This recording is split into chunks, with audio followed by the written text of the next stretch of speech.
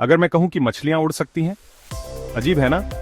चलो कुछ मजेदार मछली तथ्यों के बारे में जानते हैं। कुछ मछलियां जैसे फ्लाइंग फिश पानी से बाहर छलांग लगाती हैं और शिकारियों से बचने के लिए उड़ती हैं।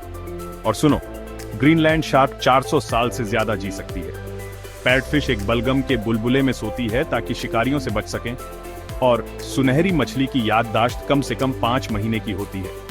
उड़ने से लेकर लंबी उम्र तक मछलियां कई आश्चर्यों से भरी हैं। अगली बार मिलते हैं और भी मजेदार तथ्यों के साथ।